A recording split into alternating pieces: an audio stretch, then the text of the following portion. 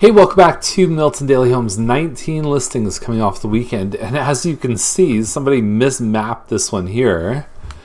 It's in the middle of Ohio, apparently on Goodwin Crescent. So agents, check your map coordinates.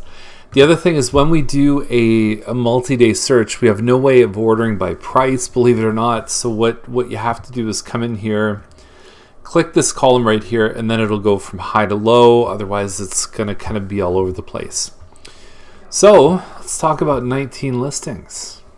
Okay, so first one up is 81 Millside. Not a particularly fancy building, but built solid. Like this building is, there's probably more concrete in this building than there is in the last 3 buildings in Milton that have been built. There's some dated elements for sure. When things were peaking, there was a very similar layout to this one on a mid-floor. Because remember, this is second floor, and it had some work done to it. The kitchen was better, and I think it was in the $360 range. So it's probably, I'm going to say, a little bit high. The condo fees are $700, but they include everything. Like we're talking cable TV, heat, hydro, like you're only paying property taxes and your phone. So you'll see buildings that have 1,000 square foot units in the new area that have condo fees of $450, but you're paying all that stuff on top of that. The other good thing about this building is it's very close to downtown, so it's got an awesome location. Mill Pond is literally steps away. It says that there's no assigned parking space. My experience with units in here is there's usually at least one that you have exclusive rights to. And the only other thing I'd say is you have wall unit air conditioning. So it's electric baseboard heat, which is normally more expensive, but remember it's under your condo fees, but there's no central air, there's no forced air central system. So you end up having to put a air conditioner in your windows if you want them. And just as an example, something like this, $1,370 Costigan, number 413, $479,000, $120,000 more. For the same size unit, condo fees are lower, don't include anything, but that's just an example. At $355, yes, you're going to have to come in. New floors, new kitchen, call it $25,000, $30,000. Even if you put that into Millside, you're still sitting like $100,000 less than this one here. So the value's there. It's just a lot different than the new condos. So the award for the worst photos of the day go to this one on Brandon Terrace. Terrible. Just terrible. By the way, light fixture, they've been around since I was a kid. Like, what is that? What is that shot? I have no idea. Taking stuff off the fridge, off the counters. Now, sometimes properties are tenanted, so I don't want to say for sure that this one is owner-occupied, but even still, this is just not good. Like, what's that? There's one side of a fence. Fantastic. There's another side of a fence with an umbrella, and that's a brick wall, just for the record. Terrible, terrible, terrible. Now, I emailed this agent, a friend of mine, and on fourth line, so the old floor plans are hard to find. So she said she manually measured, but I have the floor plans. It's called a Baker model from Manabe, and it's 1,250 square feet. So in the description, they say 1,100 plus the finished basement. It's 1,250 with the finished basement. 2-car parking in the driveway. You're not getting a huge house, but you're getting kind of an open concept living dining right here. You're getting a kitchen that's big enough to put an eat in, and then you're getting 1 bathroom per floor. So upstairs in the bedroom level, there's 1 bathroom, and then you've got a powder room on the main floor, and then you have a 3-piece bathroom down in the basement, which is nice. When you only have 1 bathroom upstairs, and it's time to finish the basement, you put a bathroom in, because having 2 full bathrooms is a good, strong selling feature. So all in all, this one's pretty nice for the price. $659. Very nice. So 908 Hemlock. Here's the thing. Photos coming soon.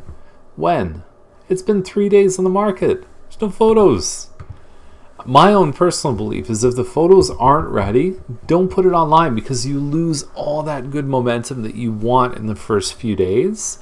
Because there are buyers out there that if your photos aren't good, or if you don't have photos, they're just going to skip it. They're going to say, you know what? It doesn't matter.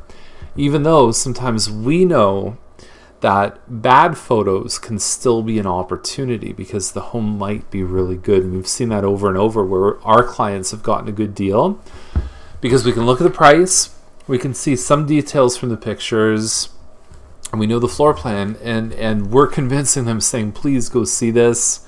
It's just an MLS listing. And they go, wow, it's a lot better than I thought it would be. Of course it is. So, but you got to put your photos right away. As soon as it's listed, put your photos up. So Galland, nice street, $895 is the price. This one probably would have sold for $950 to $1 million a few months ago. Inside, great looking finishes. Back splits are deceivingly large. This is 2,300 square feet of finished living space. I think it's funny how they got it right down to the 2331. That obviously needs some updating.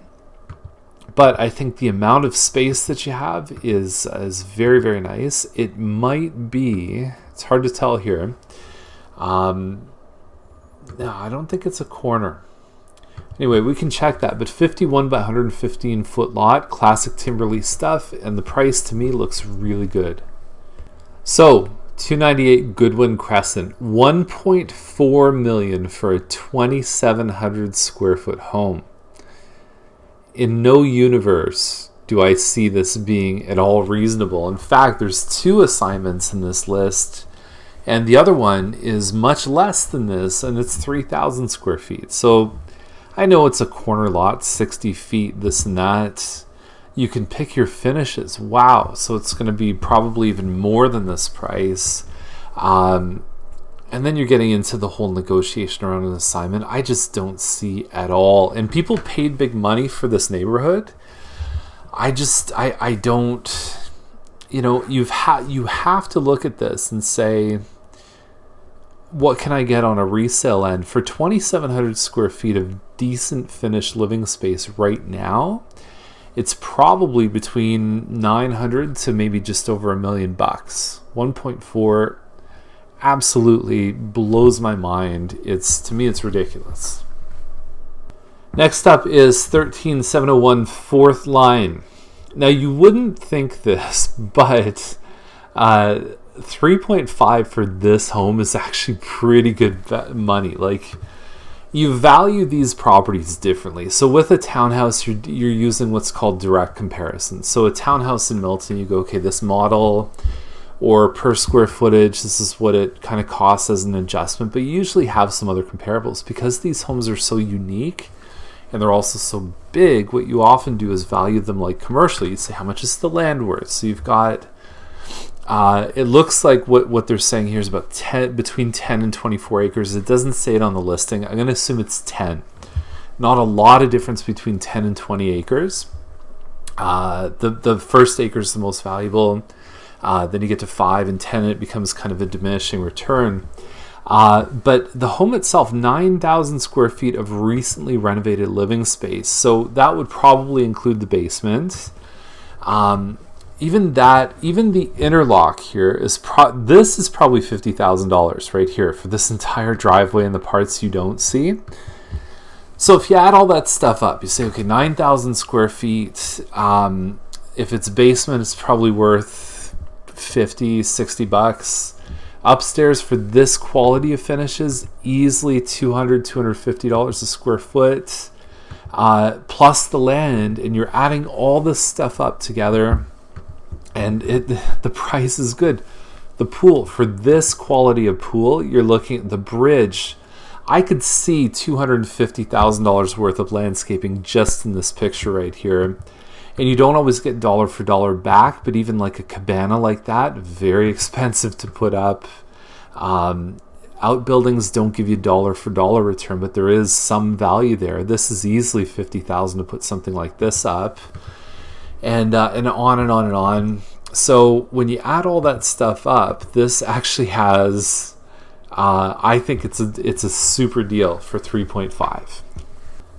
So interesting comment about that last one is they put a line in the description saying this isn't a home, it's a lifestyle. That's the important thing, especially around rural properties, is you have to kind of tell the story of how people live in it, because you really are buying that lifestyle. You're not buying bricks and wood and shingles. You're buying an experience of living out in the country. So that's the list. That's, I guess, from the 19, the ones that we thought were the ones to talk about. We'll be back again tomorrow with another episode of Milton Daily Homes. Thanks for watching.